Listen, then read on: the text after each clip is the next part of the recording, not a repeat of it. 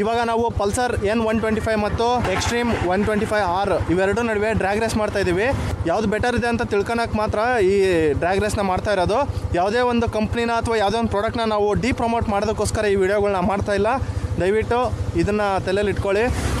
This is only for informational purpose. Okay, ಇವಾಗ ನಾವು ಡ್ರ್ಯಾಗ್ನ ಮಾಡ್ತಾಯಿದ್ದೀವಿ. ಎಲ್ಲರೂ ತುಂಬ ಕೇರ್ಫುಲ್ಲಾಗಿ ಓಡಿಸಿ ಬೈಕ್ನ.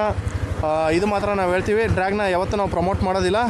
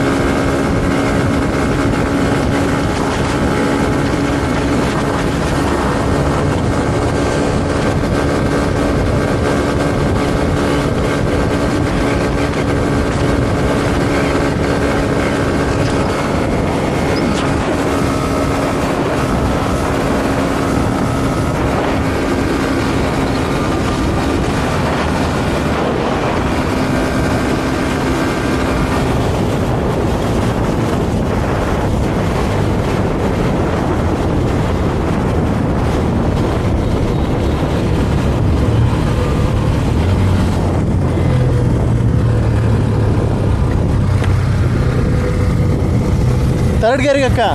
थर्ड गियरिंग क्या?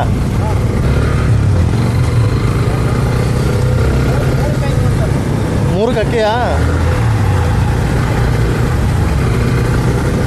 रेडी ना?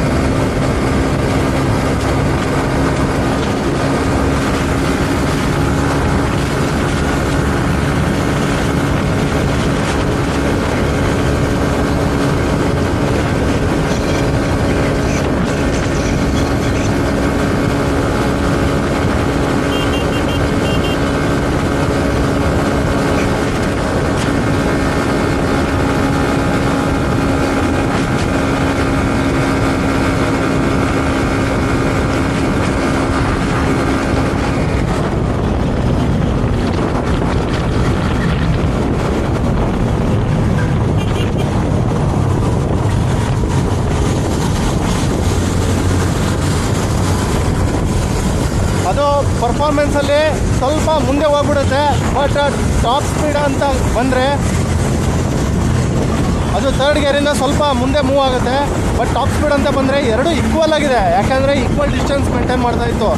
ಸ್ವಲ್ಪ ಇನಿಷಿಯಲಲ್ಲಿ ಅದು ಬೇಗ ಪಾಸ್ ಆಗಿದ್ದರಿಂದ ಇದು ಥರ್ಡ್ ಗೇರಲ್ಲಿ ಅಷ್ಟು ಬೇಗ ಪಿಕಪ್ ತೊಗೊಳ್ಳಲ್ಲ. ಯಾಕೆಂದರೆ ನೀವು ಮಿಡ್ ಆ್ಯಂಡ್ ಟಾರ್ಕ್ನ ತುಂಬ ಜಾಸ್ತಿ ಎಕ್ಸ್ಪೆಕ್ಟ್ ಮಾಡೋಕ್ಕಾಗಲ್ಲ ಈ 125cc.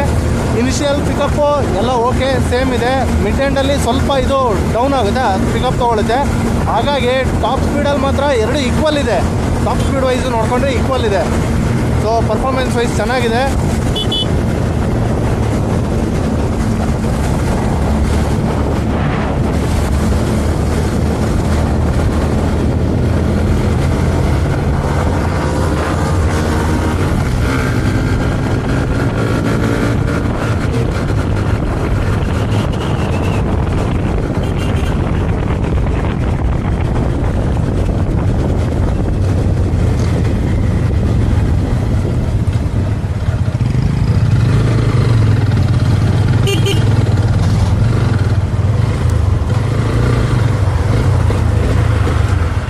ಈ ಕಡೆ ಯಾಕೋ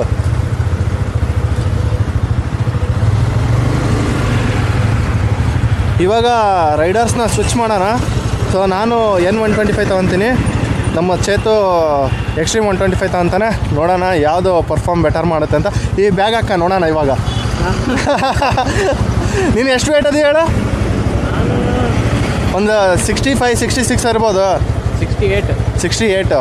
ಸೊ ಅವನು 68 ವೇಟ್ ಇದ್ದಾನೆ. ನಾನು ಆಲ್ಮೋಸ್ಟ್ 75-76 kg ಇದ್ದೀನಿ. ಸೊ ವೇಟ್ ಏನಾದ್ರು ಡಿಫ್ರೆನ್ಸ್ ಆಗುತ್ತಾ, ಮ್ಯಾಟ್ರ್ ಆಗುತ್ತಾ ನೋಡೋಣ. ಬನ್ನಿ ಸ್ಟಾರ್ಟಾ.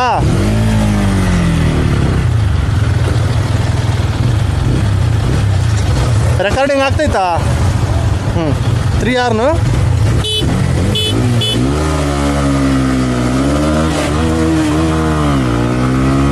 ನ್ಯೂಟ್ರಲ್ಲಿ ಬಿದ್ದುಬಿಡ್ತು. ನೋಡೋಣ, ಆದರೂ ಟ್ರೈ ಮಾಡ್ತೀನಿ.